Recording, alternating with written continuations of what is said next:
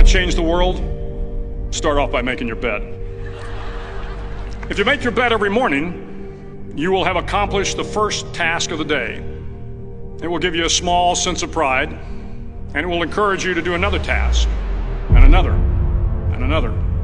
And by the end of the day, that one task completed will have turned into many tasks completed. Making your bed will also reinforce the fact that the little things in life matter. If you can't do the little things right, you'll never be able to do the big things right. And if by chance you have a miserable day, you will come home to a bed that is made, that you made. And a made bed gives you encouragement that tomorrow will be better. To pass SEAL training, there are a series of long swims that must be completed. One is the night swim. Before the swim, the instructors joyfully brief the students on all the species of sharks that inhabit the waters off San Clemente. They assure you, however, that no student has ever been eaten by a shark, at least not that they can remember. But you are also taught that if a shark begins to circle your position, stand your ground. Do not swim away. Do not act afraid. And if the shark, hungry for a midnight snack, darts towards you, then summons up all your strength and punch him in the snout, and he will turn and swim away. There are a lot of sharks in the world. If you hope to complete the swim, you will have to deal with them. So if you want to change the world, don't back down from the sharks.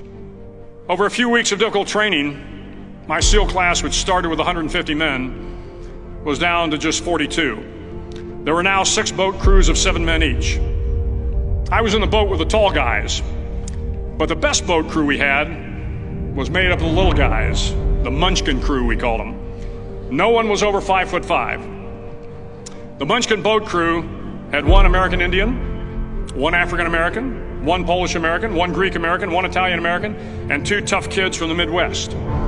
They out-paddled, outran, and outswam all the other boat crews. The big men in the other boat crews would always make good-natured fun of the tiny little flippers the Munchkins put on their tiny little feet prior to every swim. But somehow these little guys from every corner of the nation and the world always had the last laugh, swimming faster than everyone and reaching the shore long before the rest of us. SEAL training was a great equalizer. Nothing mattered but your will to succeed, not your color, not your ethnic background, not your education, not your social status. If you want to change the world, measure a person by the size of their heart, not by the size of their flippers. The 9th week of training is referred to as Hell Week. It is 6 days of no sleep, constant physical and mental harassment, and 1 special day at the Mud Flats. The Mud Flats are an area between San Diego and Tijuana where the water runs off and creates the Tijuana Sloughs, a swampy patch of terrain where the mud will engulf you. It is on Wednesday of Hell Week that you paddle down to the Mud Flats and spend the next 15 hours trying to survive this freezing cold, the howling wind, and the incessant pressure to quit from the instructors. As the sun began to set that Wednesday evening, my training class, having committed some egregious infraction to rules, was ordered into the mud. The mud consumed each man till there was nothing visible but our heads. The instructors told us we could leave the mud if only 5 men would quit. Only 5 men, just 5 men, and we could get out of the oppressive cold. Looking around the mud flat, it was apparent that some students were about to give up. It was still over 8 hours till the sun came up. 8 more hours of bone-chilling cold. The chattering teeth and the shivering moans of the trainees were so loud, it was hard to hear anything. And then one voice began to echo through the night. One voice raised in song. The song was terribly out of tune, but sung with great enthusiasm. One voice became 2, and 2 became 3, and before long, everyone in the class was singing. The instructors threatened us with more time in the mud if we kept up the singing, but the singing persisted, and somehow the mud seemed a little warmer, and the wind a little tamer, and the dawn not so far away.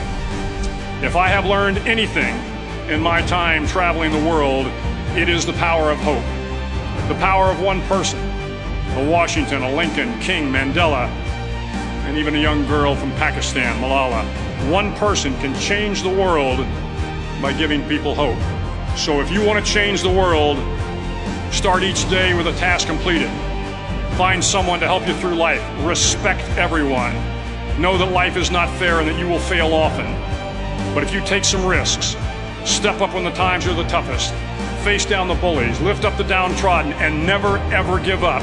If you do these things, the next generation and the generations that follow will live in a world far better than the one we have today. And what started here will indeed have changed the world for the better.